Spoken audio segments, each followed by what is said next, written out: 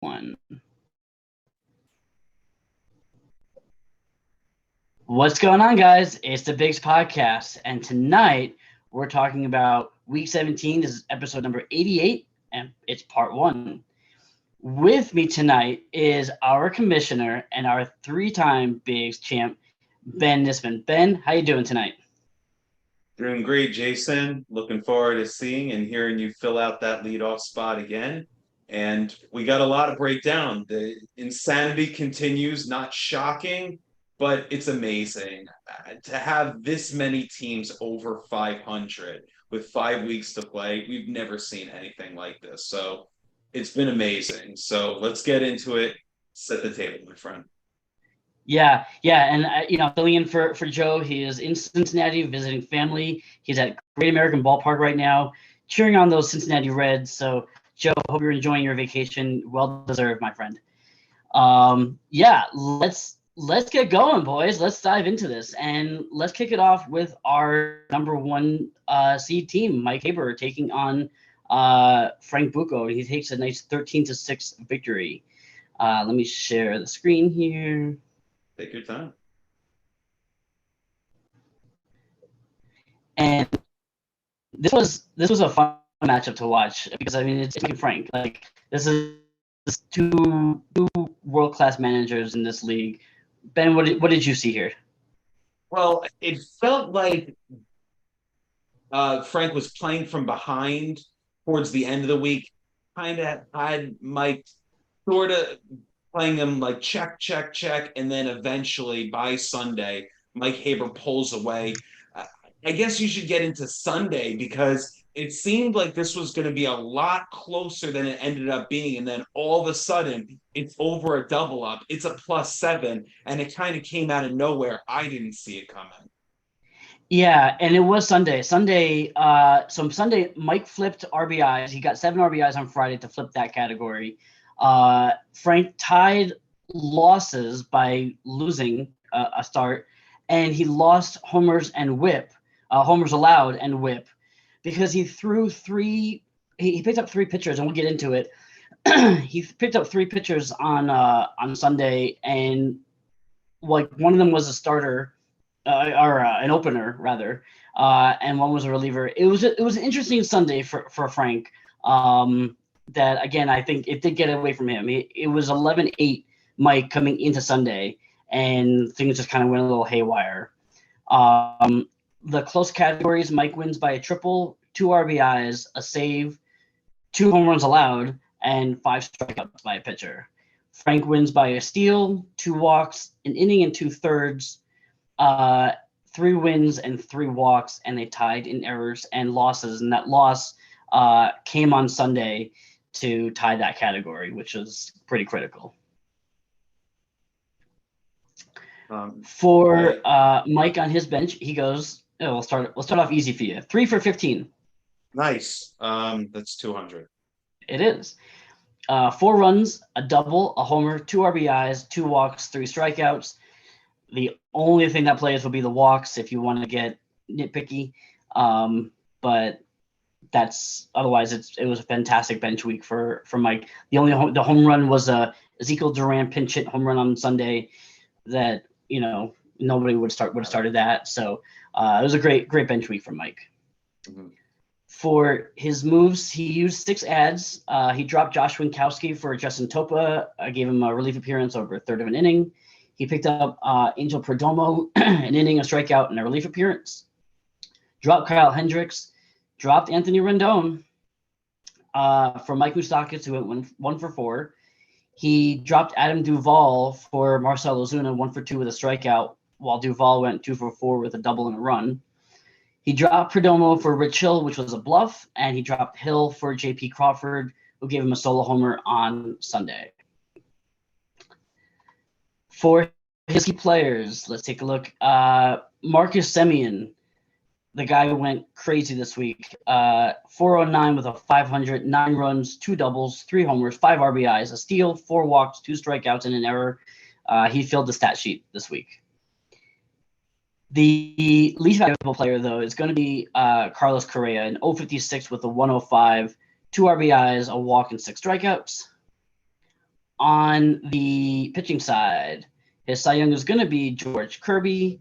12 innings, a win, a homer, 2 walks, 12 strikeouts, a 115.075.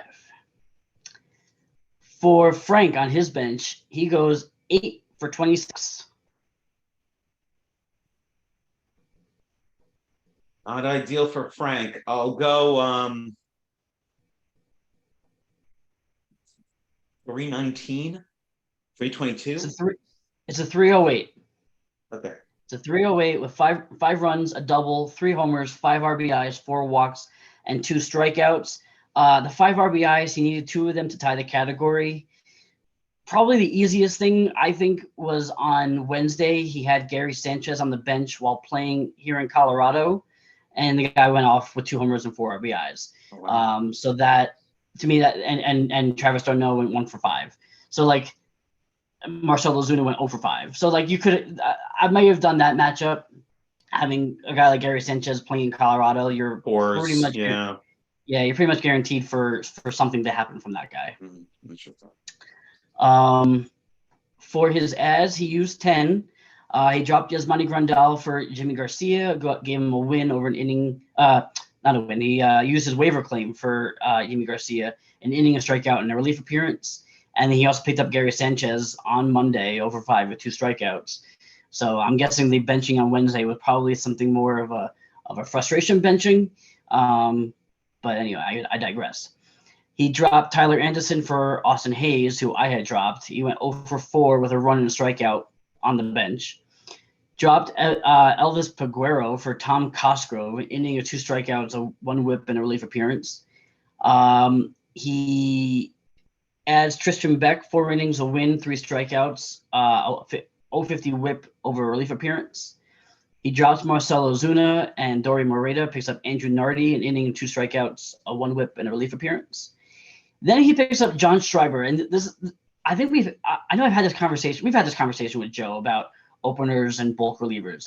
He picked up John Schreiber for an opening assignment against the Blue Jays on Saturday. Gives him an inning, a strikeout, a 1 whip, and that's it. And then he does the same thing on Sunday. He picks up Brennan Bernardino for an opener against the Blue Jays. An inning pitch, 2 strikeouts, 2 whip against Toronto. So all you really do there is kind of hurt your whip. I feel. I don't know if you agree, but when you're not going to get more than an inning out of a guy, yeah, you might get a couple of strikeouts and get a couple of innings, but I think that's, when whip is close. I don't know if I would have done that. Yeah, I mean, when we get into my matchup, when we discuss it in part 2, I'll mention how there was an opportunity for me to throw an opener, and that point for me, it wasn't worth it because he's not getting a win.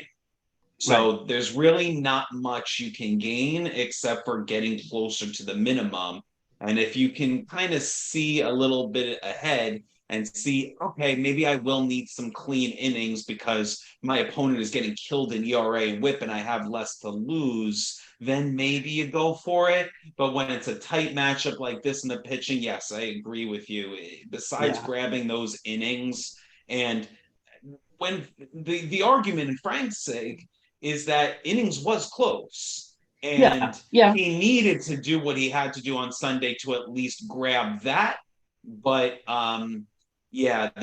it seems for the most part, I would agree that there's a lot more risk involved than reward. Yeah. He rounded out the Sunday by picking up Kyle Wright for his IL spot, and he got a relief appearance from Robert Stevenson, an inning, a walk, 3 strikeouts, a 9, and a 2 whip. Also this week, he finished the trade with Joe, where he picks up Eloy Jimenez, Seth Lugo, and Tyler Glasnow for Spencer Strider and Brian Reynolds. And he also dropped Kyle Schwarber, who inevitably went to Joe as a waiver claim. So I kind of lumped that together, even though it wasn't part of the trade, but in happenstance, it works out that way. Your thoughts on the trade? It seemed like when it happened, I had no issues with it because I think they're both taking risks.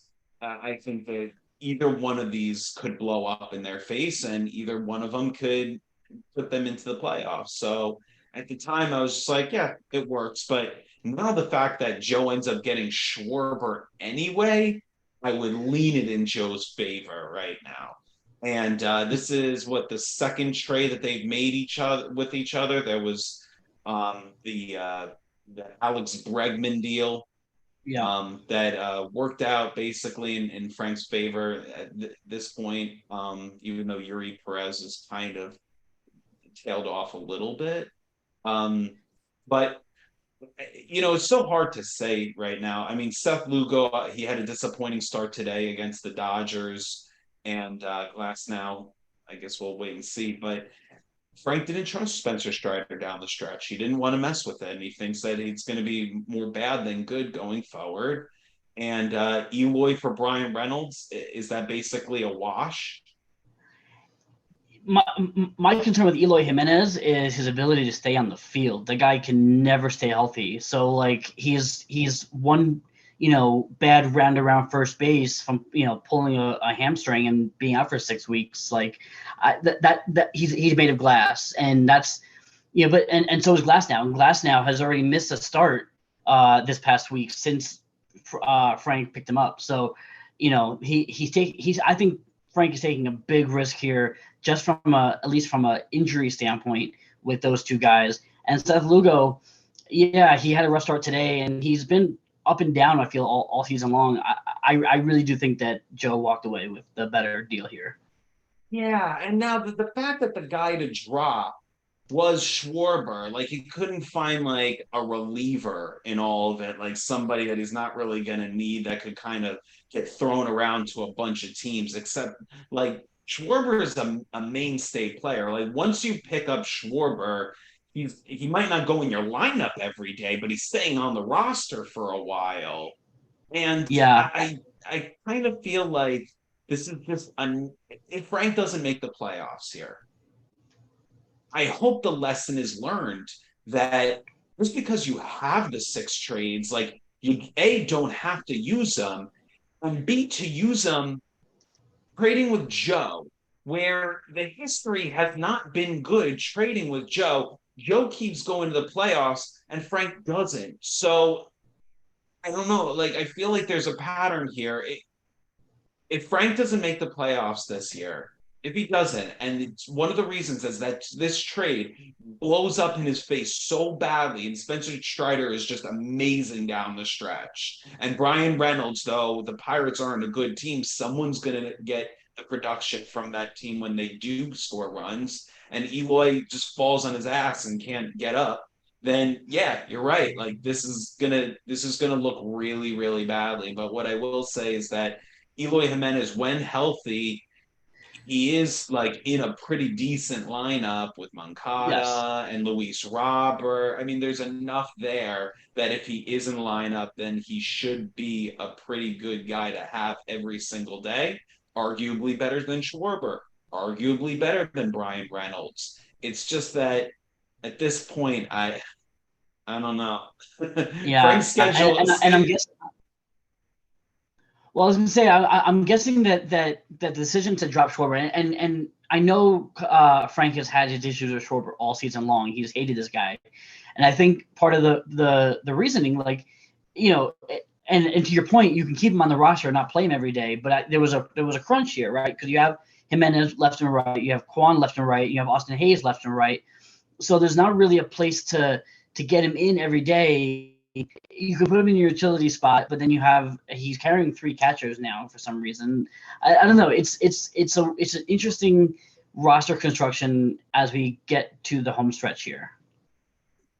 Yeah, again, there's a lot of horrible that comes with playing Kyle Schwarber, but he's a 3 outcome guy. If he is having a good day, he's getting you 2 walks. He's maybe dropping a bomb.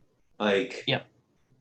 again, like I didn't know why that had to be the guy to drop, and it's not shocking that Joe, even with his like very terrible waiver pick, like he's probably like 14th through 16th, and he's still got him because none of us were willing to touch it. Like not one of us was willing to touch it, which I find kind of shocking, but at the I same was. time, He beat me for him.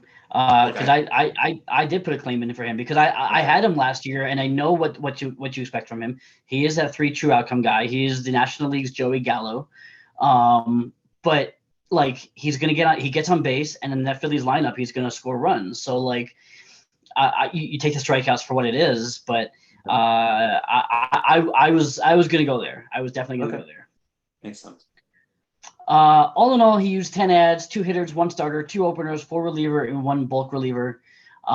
His key players, Michael Harris, 350 with a 364, 6 runs, a double, 2 homers, 6 RBIs, a walk, and 3 strikeouts. Uh, with a shout out to Bregman, 6 walks, but Bregman is also going to be the least valuable hitter, going 083 with a 290 on base, 1 RBI, the 6 walks, 8 strikeouts, and an error, 2 runs scored. It's amazing you can walk 6 times and still have an on base under 300.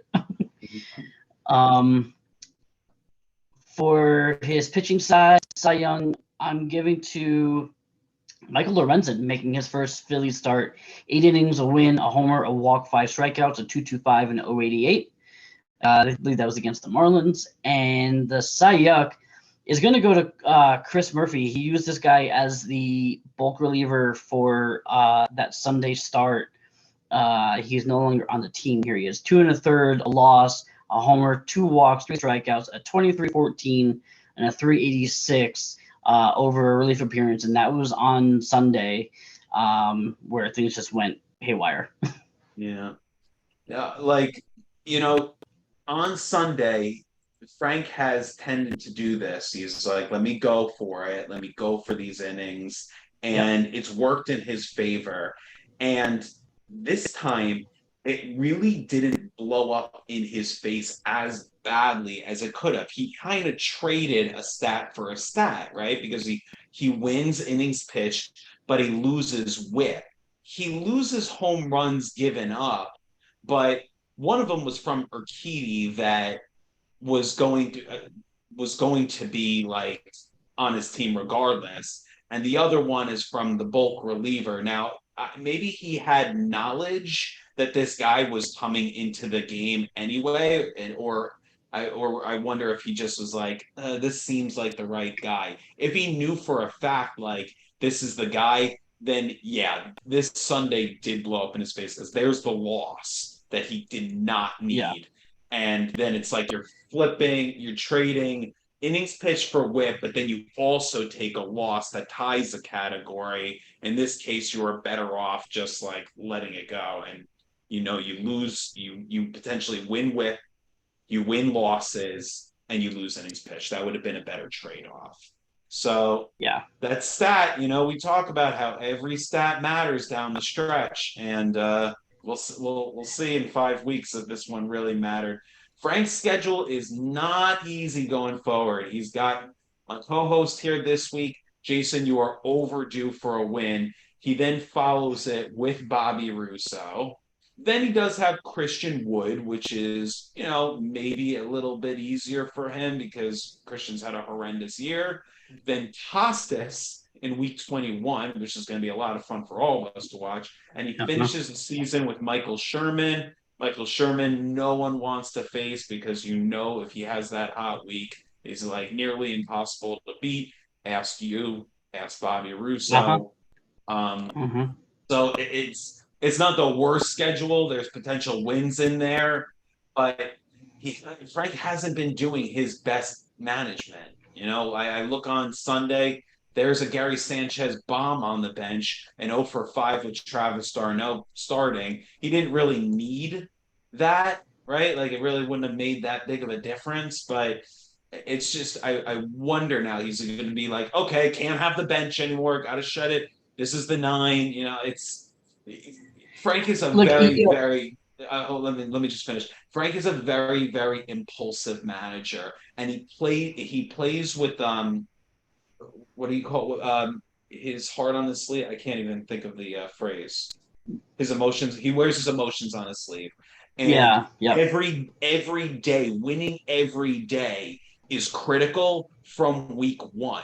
and he doesn't necessarily think down the line. And now he's at a point where every day is really critical. Like you kind of do now need a win every day. And I almost wonder if that's going to be just turnover, turnover, turnover. He didn't even use all 12 ads this past week. So, like, it's going to start happening. Like, he's going to start having to do it. And I just fear that this team is going to look completely different once he actually faces Costas. Yeah. Yeah. And I mentioned that he has 3 catchers on the team right now. And, he just picked up Jeffers today. And he hit a home run. It worked. It worked. But I don't know how, it's a long-term solution. And so, so now you got to figure out who you're putting in this utility spot day after day when that could have been Schwarber. So yeah, it's gonna be interesting to see how he manages this roster going forward. And I do just want to give just a big hats off to Mike Haber for doing what he does every single week, just schooling his opponent, and he is still in first place. So just wanted to definitely need to give a shout out to Mike. Yeah, it's not going to be the easiest finish for Mike. He does have some challenges ahead of him. He plays Henry now. He then faces Joe. Then Adam Lowenstein, who we'll get into, is absolutely on fire. Then myself, James McCloskey. There is not one cookie throughout the rest of the way. He's going to have to grind it out to get this first place spot or second place and get that bye. I believe he will do it. He has the power, he has the ability, he's got the roster. So I think he will end up in one of these final 4 spots, like we kind of expect Mike Haber to do every single season. But it's not going to be without a lot of work. He's going to have to really, really fight it out to actually get there with this kind of schedule. But what it'll say is, yeah, it's Mike Haber. Like he earned it. Like he deserves to be in the final 4 because he was this good down the stretch. And this is one of the more, I mean, every single week it seems like it's more impressive, right? And then last week, a 14-7 win over Costas. He follows it up with an even, like he went +7 that week. He goes +7 this week and against another solid manager in Frank. I mean, he is in cruise control and he is just whipping fantasy managers left and right. Very impressive. Yep. I also realized I did not call out his Cy-Up this week. That's going to be Alex Lang, an inning and a third, 6 walks, 2 strikeouts, a 6.75 and a 5.25 over 2 appearances. Enough about that guy. We move on, and we will move on to our next matchup, and that's going to be our it started out being our second place team. Now he's our third place team. That's going to be Henry Collins taking a big 14-5 win over Matt Losey. This is what you got to do against Matt Losey. Yeah, I agree. I mean, everyone seems to be doing it.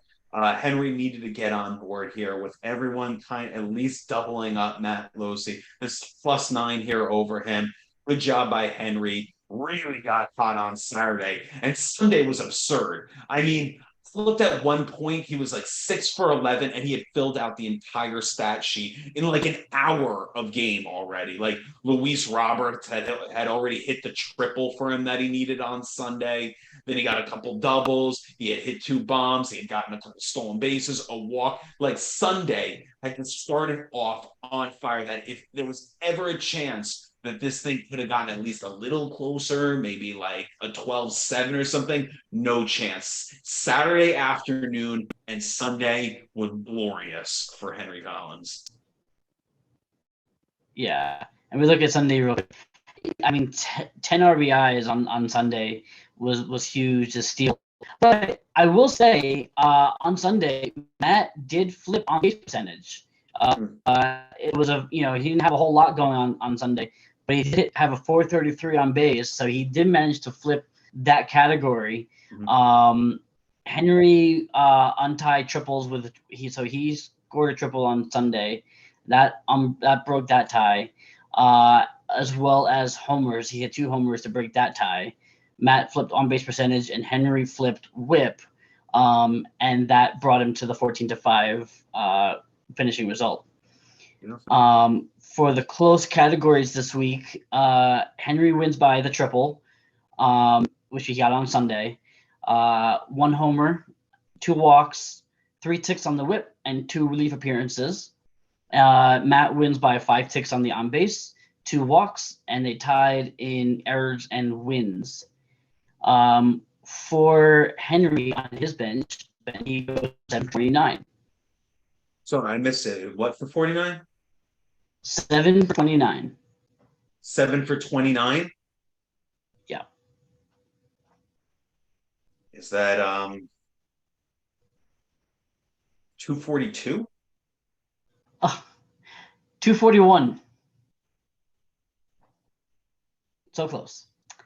241, 4 runs, 2 doubles, a triple, a homer, 3 RBIs, 3 walks, 10 strikeouts, and none of that plays because the only offensive categories he lost were strikeouts and on base. So it was another dominating week offensively for Henry Collins.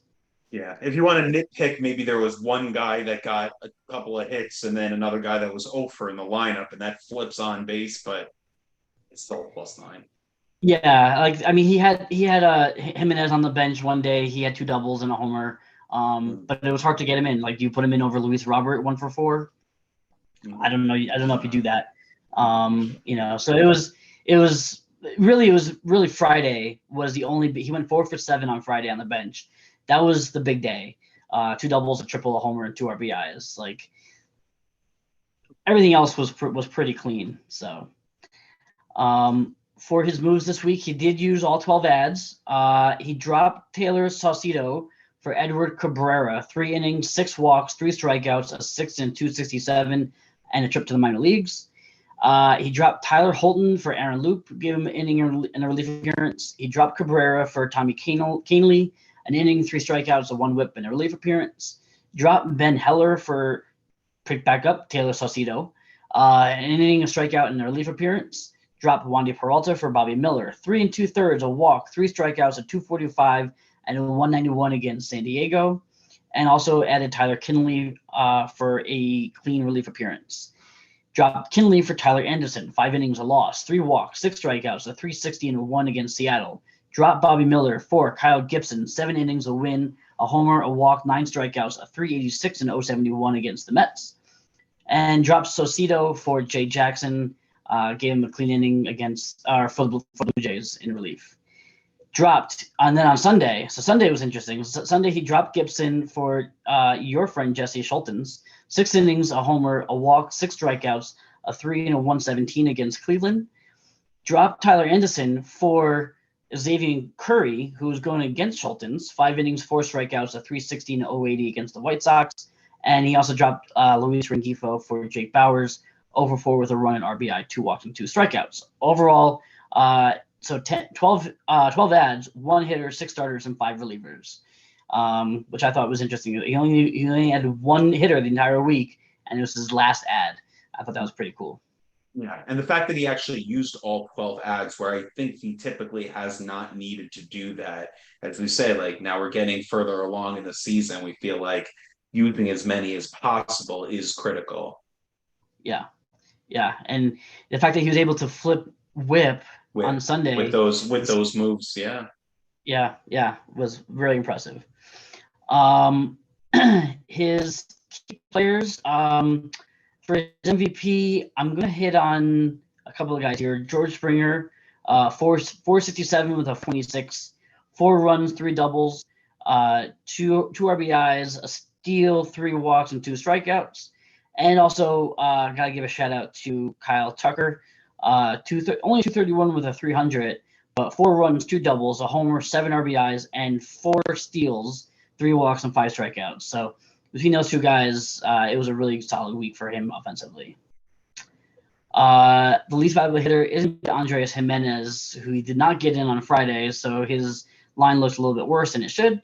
077 with a 143, a run, a double, a steal, a walk, and 5 strikeouts. On the pitching side, Garrett Cole gets a Cy Young, 7 innings, a win, a homer, 2 walks, 8 strikeouts, a 257 with a 086. And the Cy Young is going to be the aforementioned Cabrera, who is no longer on the team.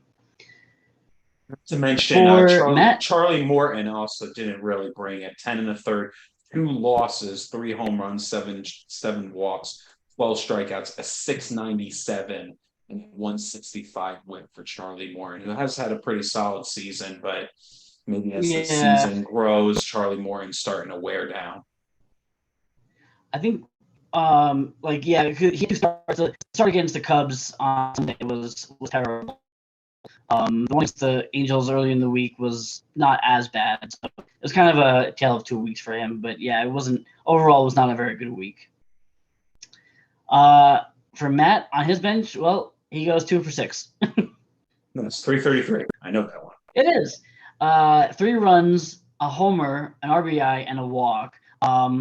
The homer is the only thing that would play here. It would tie the category.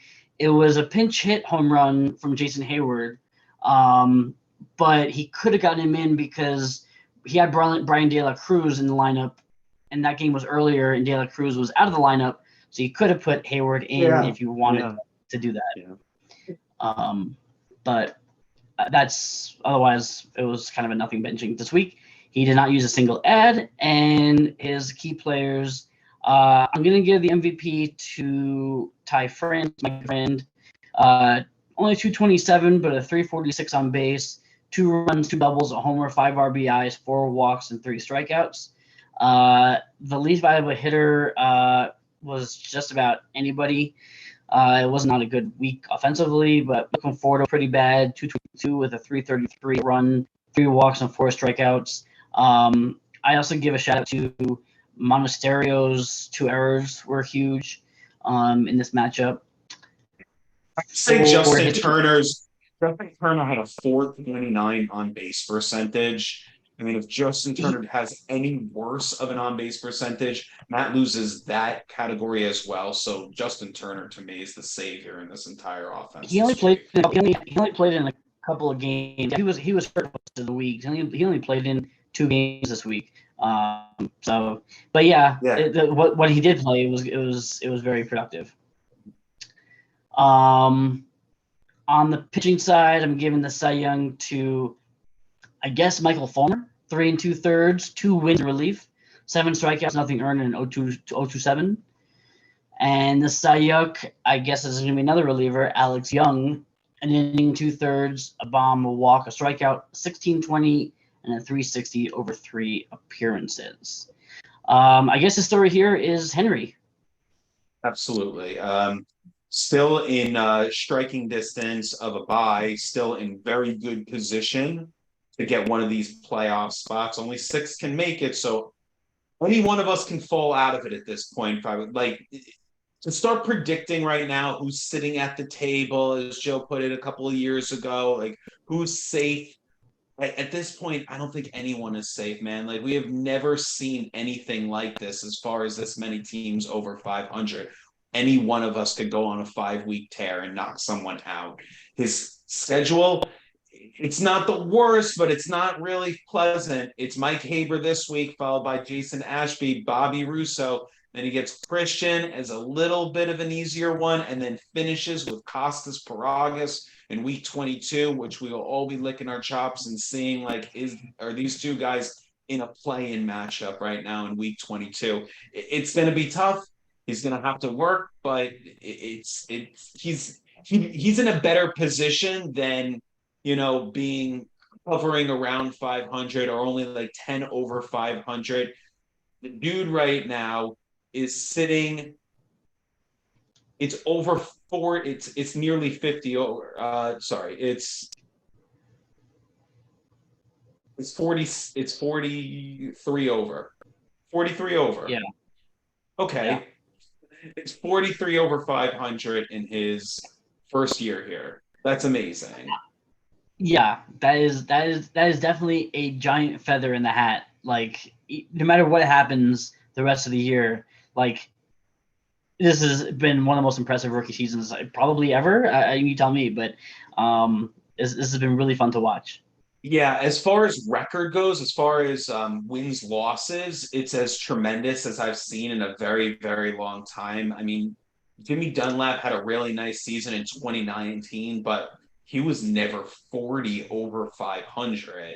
Like, this is incredible. And my only wonder is, let's say the team does collapse right now in the last 5 weeks and it doesn't make the playoffs. I think I think being over 500 is still amazing in your first season, but to be this close now and not make the playoffs would be pretty disappointing. Like, even if it's my first year here, like, you work so hard for 22 weeks and you're having such a great season, and then right at the end, everything caves in. Like, that's brutal. So, Yes. Yep. I'm rooting for him personally, just because he has worked so damn hard. It'd be nice to at least be in the top six when all is said and done. I think he has the roster here. The offense is worrying me a little bit with Josh Naylor going on the injured list. He's relying on like Jay Bowers and CJ Crone, but like all in all, I feel like this roster is just very well balanced. He's got a bullpen. He's got an ace. Like he's making the moves. Yeah. I really do like this team the rest of the way. Yeah, I mean, he stole 10 bases this week. Like, he even has like speed. He's got pesky guys, a guy like Bryson Stott or Andres Jimenez. Like, they've been kind of the interchangeable middle infield. They both do kind of different things, but both of them can do so much damage. Matt Chapman's having such an awesome season. Luis Robert has been on a tear for a couple of months. George Springer and Kyle Tucker leads the charge. The offense actually, it doesn't really concern me that much, because even if he does hit a slump, it doesn't feel like it's a prolonged slump. Like, he doesn't have a lot of super streaky players. So, like, yeah, he might have 2 or 3 days where he goes 3 for 24 or something, but it's not going to be for long. And if it happens for 1 week, I don't see that being sustainable, that it would happen the following week as well. Like, I think in Yeah. general, he's got a lot of slump proof hitters. And the good thing on his side is like George Springer just came out of he had a pretty extended slump, but he's broken out of it, and he had a really big week. And if that was Springer's slump and he's like red hot the rest of the way, that's gold. Yeah, I agree.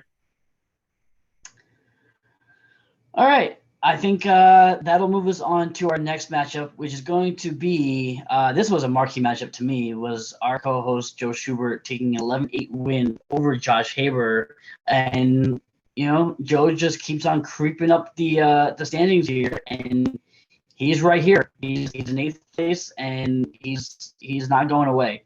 Yeah, I think he's about 6 out of a playoff spot right now, which you can make up in 2 weeks. You can make up just with Yeah. scheduling. And he gets Matt Losi this coming week. You got to think that's going to be a win. That would make Joe having 6 wins in a row. This is one of the only ones that haven't been a double up. So, for most of us that are kind of relieved that Josh Haber actually made this one close, because although all of us, like most of us, are needing Josh Haber to lose just so we can gain ground on the guy that's in fifth place and has been in the top five basically the whole season. No one wants to see Joe on a tear. Like, no one wants to see. If you're one of the six that get in and Joe is one of them, how are you going to stop this guy? He's the hardest working manager, and he has all the championships and all the accolades. This would make 10 seasons in a row to the playoffs for Joe Schubert. I mean, it's an amazing feat, but I think, at least back of my mind, like, I don't want to see it, just because it's so dangerous if he sneaks in there. So yeah, this was the marquee matchup. This was the closest matchup all week. I mean, as far as all the other matchups, this was Mm-hmm. another week of blowouts, and this was looking like another one. It was 12-6 for a good amount of the time, and Josh was able to shrink it a little bit. So good job from both of these guys. Yeah, yeah, and that happened on Sunday. Joe picked up a loss. So Oh, Josh ended up winning that category. But then Joe also picked up. Josh walked 4 guys, and so Joe flipped that category on Sunday. That was the only categories to really change on Sunday. For the close categories, Joe wins by the walk given up, and that was really it in terms of close categories for Joe this week. Everything else he won pretty handily. For Josh, He wins by 3 homers by a batter, 1 strikeout by a batter, a loss, and 3 relief appearances, and they tied in triples and steals. For Joe on the bench, he goes 8 for 35. For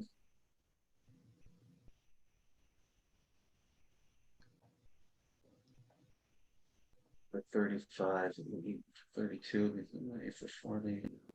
So is it 232? 229, very close. 229, 6 homers, 3 homers, 6 runs, 3 homers, 5 RBIs, a steal, 3 walks, and 9 strikeouts. The homers would tie the category if you got all 3 of them in. He had 2 on the bench on Sunday. He had Mookie Betts. He benched Mookie Betts for the Sunday night game, which I thought was curious because there wasn't really much that he could lose at like from that point, because like I think he'd already had on base was pretty much secure. So there wasn't. So I don't know what. I'd love to know what the thinking there was. Yeah, especially because I noticed that Josh had benched Bogarts, so he was probably staying away from the strikeout at that point and saying like, I'm done here. Like I have nothing else to gain. So yeah, I wanted myself. Yeah. Also, he benched a homer and a stolen base from Mickey Moniak, and he started Kyle Schwarber both times instead, and Schwarber went over 4 both of those games. So we talked about Kyle Schwarber in that, and not really that trade, but the aftermath of that trade, and Schwarber kind of bit Joe here 2 days in a row. Yeah. You're right, because it not only stopped him from getting the steal, Schwarber probably got enough strikeouts in order for Joe to lose that category. Yeah, probably. For Joe's ads, he used all 12. He added Kyle Nelson on Monday for a relief appearance, dropped him for Matt Manning, 6 innings, a loss, a homer, 6 strikeouts, a 6 ERA, and a 1.33 WHIP against Pittsburgh. Added Scott McGuff, an inning and a third, 0.75 WHIP, and a relief appearance. Added Rafael Montero, an inning, 2 walks, a strikeout, a 2 WHIP, and a relief appearance. We talked about the trade with Frank. He dropped Matt Manning for Andre Palante, an inning, 1 WHIP, and a relief appearance. Dropped Lance Lynn for Brady Singer. 8 innings, a win, 4 strikeouts, nothing earned, and 0.38 against our Mets. Dropped Sal Frelick for Tucker Davidson, who never made an appearance. Dropped Palante for Alec Burleson, 3 for 4, 2 runs, a homer, an RBI, and a strikeout. Dropped Brady Singer for Kyle Schwarber, over 4 with a strikeout. Dropped Tucker Davidson for Walker Buehler for his IL spot. Dropped Garrett Whitlock for Bryce Wilson, 2 innings, 2 strikeouts, a 9 and a 2 over relief appearance. And dropped Burleson for Shintaro Fujinami, an inning, a 1 WHIP, and a relief appearance. All 12 ads were used. For his key players, despite benching him on Sunday, Mookie Betts is definitely the MVP here. 450 with a 500 on base, 8 runs, 3 doubles, 2 homers, 2 RBIs, a steal, a walk, and 3 strikeouts. The least valuable hitter is going to be Mickey Moniak. He did not get him in when he needed to, and so therefore the guy did not get a single hit, and he struck out 11 times. So that's a double whammy. That hurts.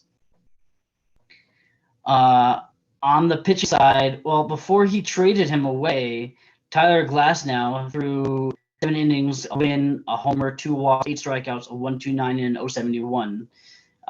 So he reaped that because then he got hurt and Frank hasn't seen him pitch yet. So that worked out for Joe. The Cy Yuck is going to be Paul Sewald, and it's because of what happened on Sunday. The guy melted down in dramatic fashion on Sunday, an inning, a loss, 2 homers, a walk, 3 strikeouts, a 27 and a 3. That loss happened on Sunday, and that's what flipped the category. There's one time that I actually needed Joe to hold on to a category. That failure actually screwed me because it made my opponent get a door reliever win to buy the category. So, There you go. Flipping over to Josh on his bench, he goes 7 for 47. Hell. It's excellent. It's really excellent. Very good. Let's see. If 7 for 5 is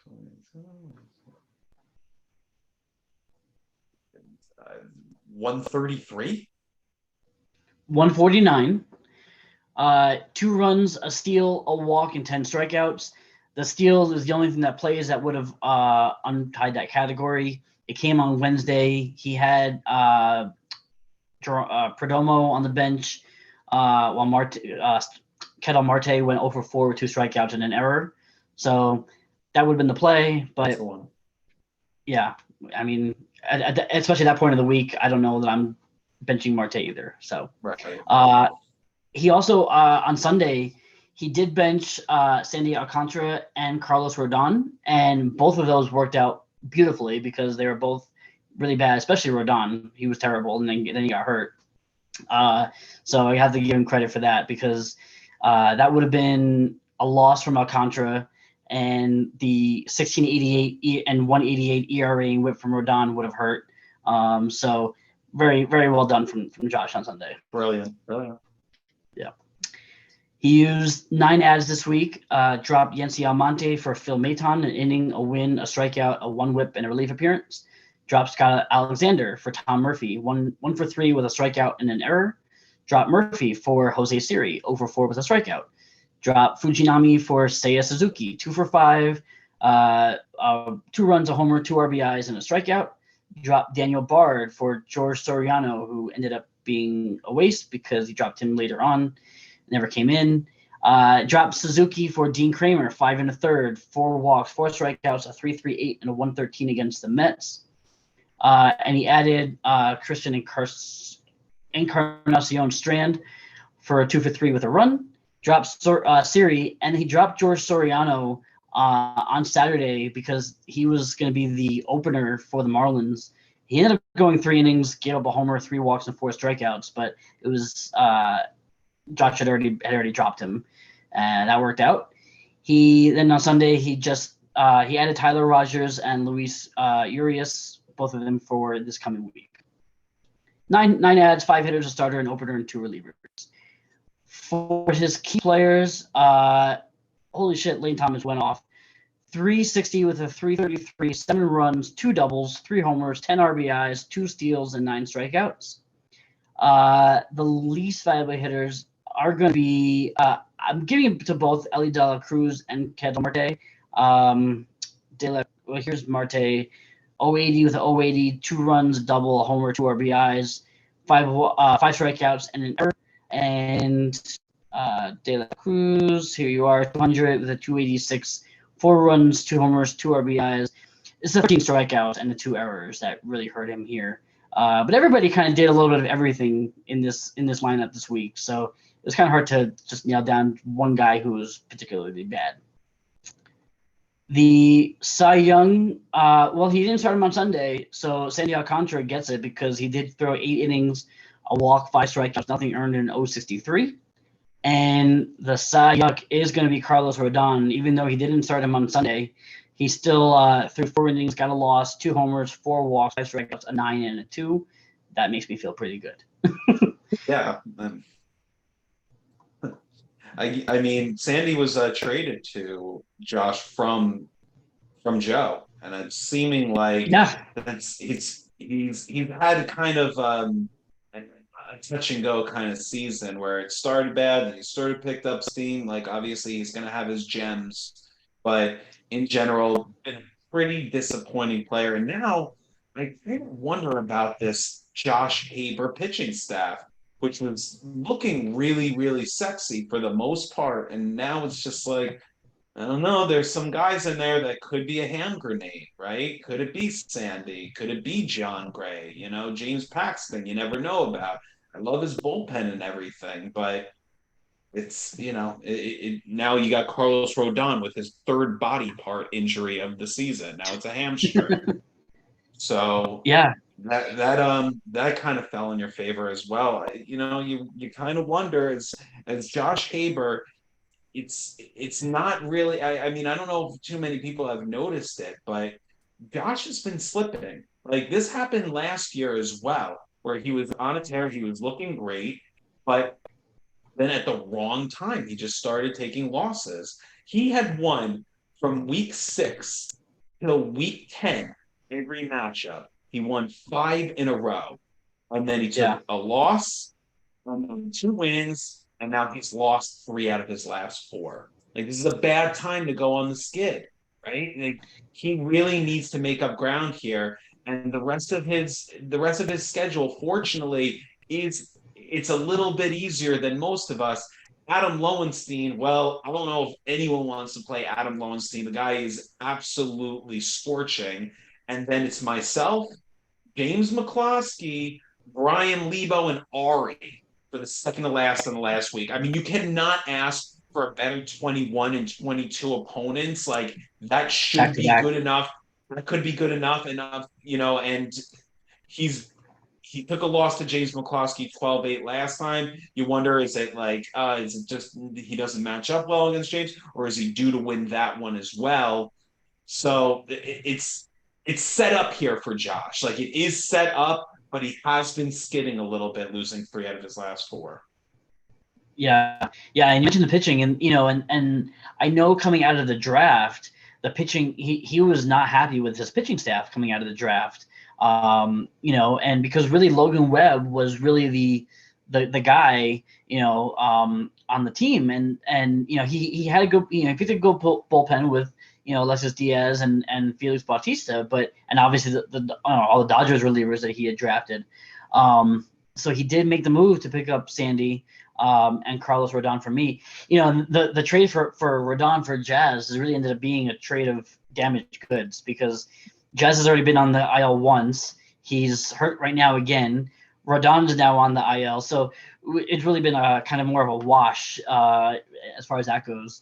But overall, the trades haven't worked out too well in his favor. But yeah, if this pitching can hold it together, it's a good team. That's just kind of a big if. It's a great roster, like Henry's. It's very balanced top to bottom. It can do anything, right? Stolen bases that tied the category. Joe had 14 home runs this week, and that didn't win the category because Josh had 17 bombs, 42 RBIs, and 40 runs. That was enough because Joe had 47 of them. But like this team can do everything, right? Like it can definitely it's going to win saves against most teams. It's going to outslug a lot of teams. But in the starting pitching, that's where it gets a little iffy. But Josh Haber is really, really managed well. Like as far as what he expects of his team, his benchings, like in general, I feel like every time we're talking about Josh Haber's bench, it's always a solid number where a lot of his stats that he does leave on the bench don't end up playing into the matchup. So he's doing everything he can. The rest of the group wants to step it up for him, and he's got 5 weeks to pull this off. And as far as Joe, Absolutely. that's the guy that's chasing Josh. I believe in Joe to be able to pull this off. His schedule is a lot more challenging. Yes, he does have Matt Losey, but then it gets a little bit dicey here because then it gets to be Mike Haber, and then it's Jason Ashby, and then it's Bobby Russo, and then we got. Oh, did I miss somebody? No, I didn't. Okay, No, it's no, Matt Christian. Losey, and then he finishes with Christian. So he's got this bookends of Matt Losey, Christian, but it's that stuff in the middle, the Mike Haber, the Jason Ashby, and the Bobby Russo matchup. That's what's going to make or break his season. And if he can win 2 out of 3 of those, like he might be good to go. The problem is that he doesn't really control his destiny, whereas like a lot of the other teams are playing against each other and they can just keep on going this way and that way. So um, he could do everything and then still get knocked out, being like 28 over or 30 over. Like that's what it's Yeah. seeming like right now because Jason, I mean, 6th place Sixth place is 33 over. And then seventh place is 22 over. 22 over, and that's not enough to get in the playoffs right now. And I do think that could change a lot with the guys playing against each other if big lopsided matchups happen. But we're going to see more teams over 500 to finish the season than we ever have. Yeah. I mean, teams 1 through 11 right now are all over 500. Incredible. Like yeah, absolutely crazy. I think let's final matchup of the evening, and you mentioned him. Adam Lowenstein is on a fucking tear. He takes down Ari Nisman 17-3, and up to 10th place. And yeah, he's still in this hunt. He's in this cluster of guys that they're fighting and clawing to get into that last spot. If he keeps putting out like this, I don't think he's out of it. What do you think? No, I don't think he is. 9 over 500 right now. He's a plus 14, and that's only third best this week, weirdly enough. We'll get into his schedule later and why I do think he actually is still in this thing. It's mainly because he is playing two teams that are in front of him, that if he beats them out, he gains ground on them.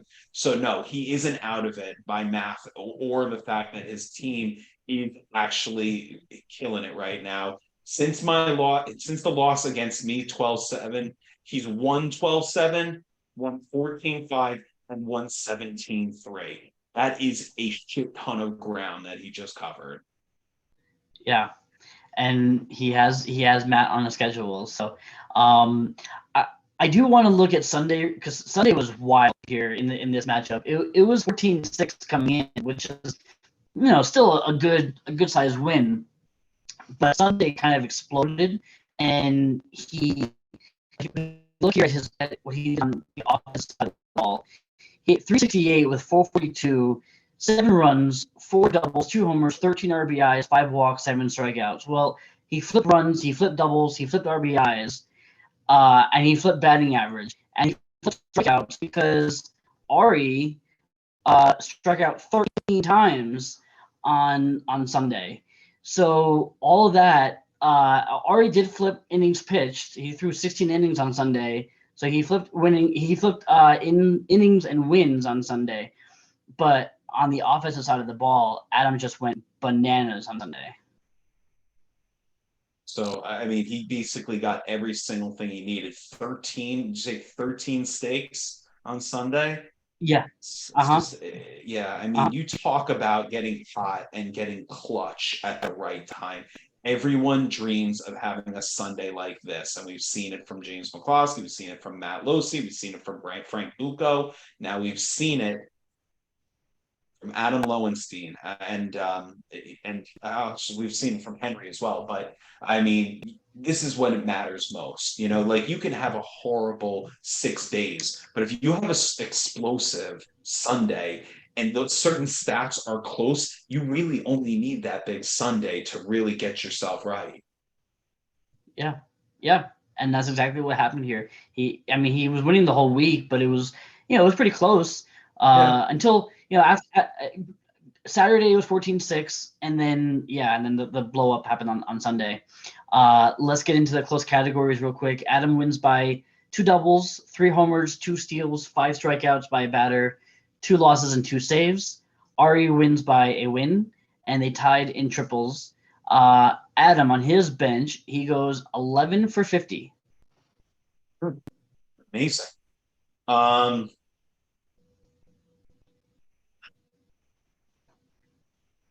Is it 225? It's 220. It's an even 220. Oh, duh. That was stupid. 3 runs, 4 doubles, 3 homers, 8 RBIs, 5 walks, 9 strikeouts, and 2 errors. None of it plays. It is a lot of counting stats, though. So, it's just, kind of caution to the wind here. Like, it didn't matter, but there were a lot of bench stats that he left up for grabs, that in another matchup may have mattered. He used 6 ads. He dropped Travis Jankowski for Brandon Marsh over 2 with a run and 2 walks. He dropped Brandon Bernardino for Wade Miley, 4 innings, 2 walks, 5 strikeouts, a 2.25, and a 1.25 against Washington. He added Gabe Spire, 2/3 of an inning, and a relief appearance. Dropped Michael Tonkin, dropped Jack Sawinski for Lamont Wade, over 3 with a walk, 2 strikeouts. Dropped Jake Fraley, who's on the IL, for Kike Hernandez. That was after the bell on Saturday. And then Sunday, he dropped Bryce Miller for Tariq Skubal, who had pitched on Saturday. So I'm guessing that's a move for this coming week. 6 adds, 3 hitters, 2 starters, and a reliever. His key players, talk about a guy who went off this week. Gleyber Torres, 6'11", with a 6.82 on base, 6 runs, 2 doubles, 2 homers, 3 RBIs, a steal, 4 walks, and a strikeout. Dansby Swanson had a great week with 11 RBIs and 5 bombs. Also had a 5.19 on base with 4 homers and 9 RBIs. Like, this offense just clicked this week, and this is a scary, scary offense. Mm-hmm. And it's a scary offense when your least valuable hitter is Manny Machado, who did hit 217 with a 333 on base, 3 runs, a homer, 3 RBIs, 4 walks, 5 strikeouts, and an error. Not a great week, but not a terrible week, but that just speaks to just how good his offense has been.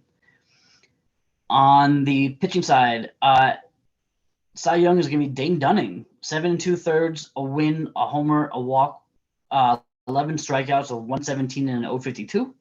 And the Cy Young is going to be Joe Ryan, who now sits in the IL.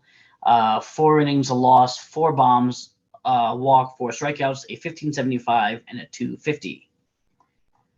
For Ari, okay, here you go. On his bench, he goes 18 for 67.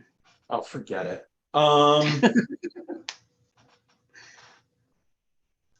36, 72, 67, you said? 67, 6-7. Okay, so it's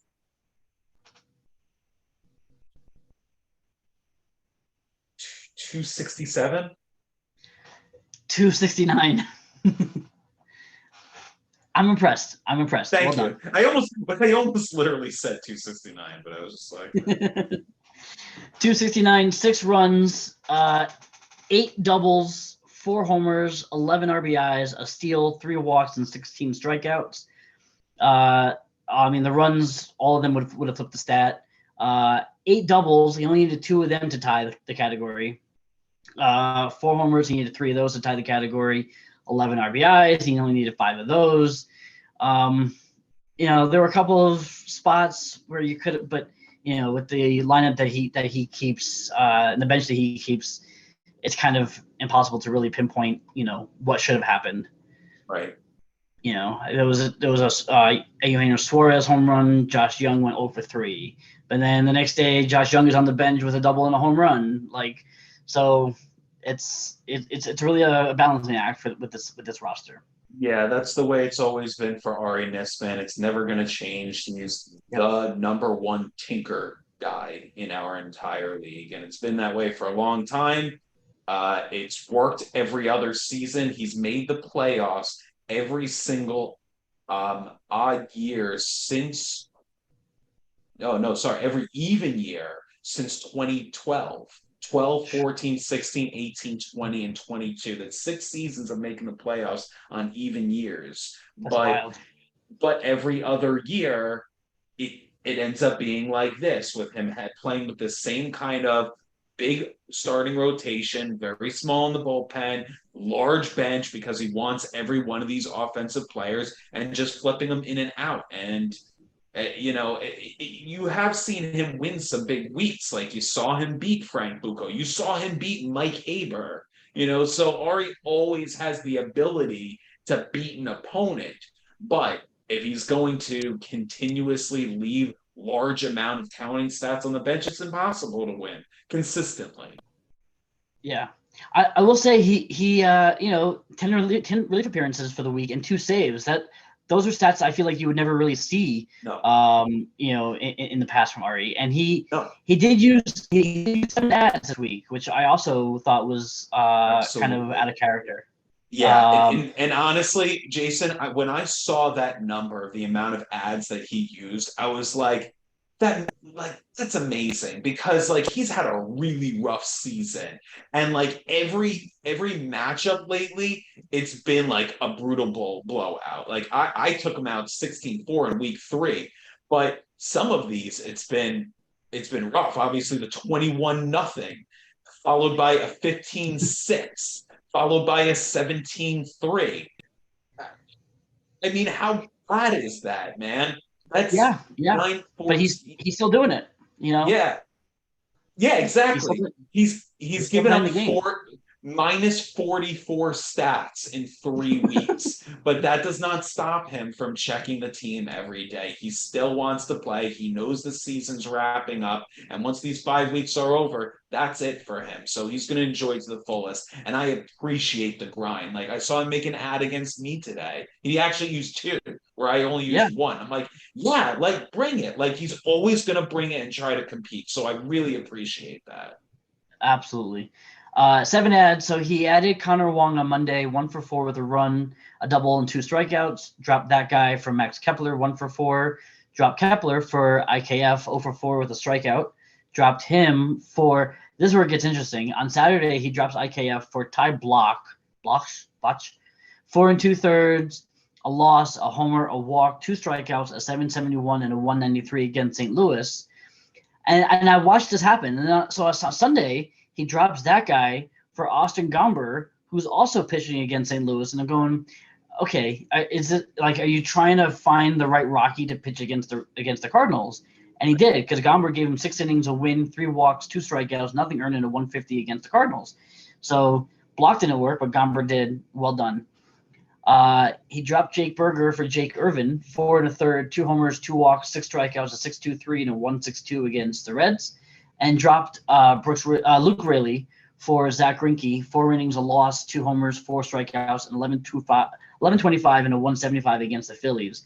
That Sunday, though, I mentioned he flipped innings pitched and wins, and that was a big catalyst of that. He got a win from Gomber, and he got some 14 or so innings from those 3 pitchers that he picked up on Sunday. So that was well done. Something, yeah. When you only get 3 categories, like that counts for something. Like that's something that if Adam misses the playoffs by a stat or 2 stats, you look back and say, like, well, at least Ari grinded it out, used 7 ads, and made it as challenging as he could for Adam.